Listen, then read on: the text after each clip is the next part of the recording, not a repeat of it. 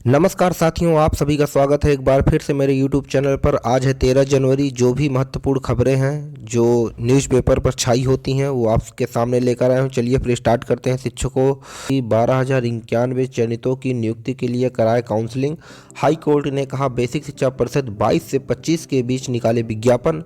2011 में हुआ चयन, 5 फरवरी के आसपास पूरी करें नियुक्ति प्रक्रिया।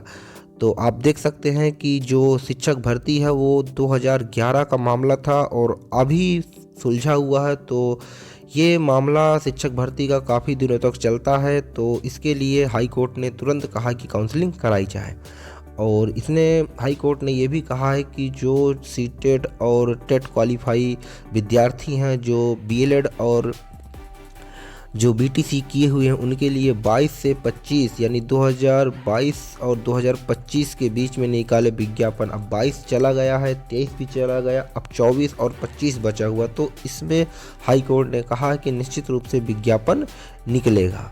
अब चलिए बात करते हैं कि शिक्षा मित्रों का मानदेय बढ़ाने के लिए बनाए कमेटी।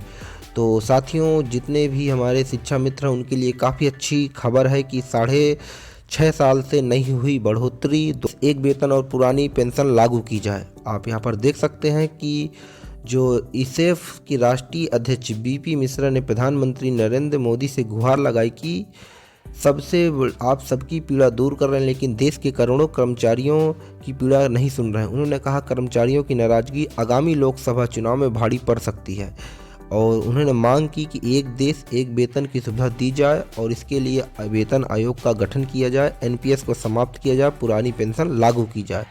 तो साथियों, हर एक जो भी हमारे प्लेटफॉर्म है, जितने संघ हैं, जितने गुट हैं, सभी लोग पुरानी पेंशन के लिए आगे बढ़ रहे हैं, सरकार के सामने प्रस्ताव पारित कर रहे हैं। यदि आप भी एक सरकारी कर्मचारी हैं, किसी भी प्रकार से आप देश की सेवा कर रहे हैं, तो आप इस पुरानी पेंशन की मांग के लिए ज़रूर आगे बढ़ें। अब साथ ही साथ देख सकते हैं परस्पर तबादले के लिए देर रात तक निर्देशालय पर डटे रहे शिक्षक। अब यहां पर देख सकते हैं कि प्रदेश के बेसिक विद्यालयों में एक से दूसरे जिले में परस्पर तबादले के लिए शिक्षकों का धरना दूसरे दिन शुक्रवार को भी बेसिक शिक्षा निर्देशालय पर जारी रहा। शिक्षकों के अलग अलग प्रतिनिधिमंडल ने उप मुख्यमंत्री केशव प्रसाद मौर्य, वित्त मंत्री सुरेश खन्ना, बेसिक शिक्षा मंत्री स्वतंत्र प्रभार संदीप सिंह से भी मुलाकात की, लेकिन इसके बाद भी उनका इंतजार समाप्त नहीं हुआ।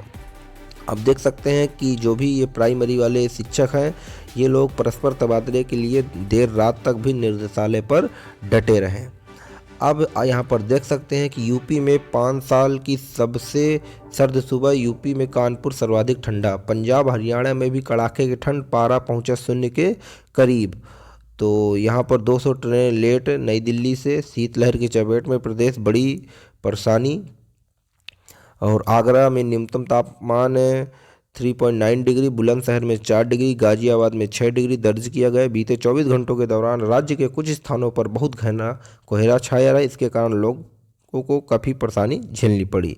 तो सर्द का समय है तो आप लोग ज़्यादा से ज़्यादा घरों पर ही रहें। सीटेट की प्रवेश पत्र जारी, 21 को है परीक्षा। केंद्रीय माध्यमिक शिक्षा बोर्ड की ओर से केंद्रीय शिक्षक पात्रता सीटेट परीक्षा जनवरी 2024 के में प्रवेश पत्र जारी कर दिया गया है। यह परीक्षा 21 जनवरी को होगी। तो यहाँ पर देख सकते हैं सीटेट की परीक्षा 21 जनवरी को है।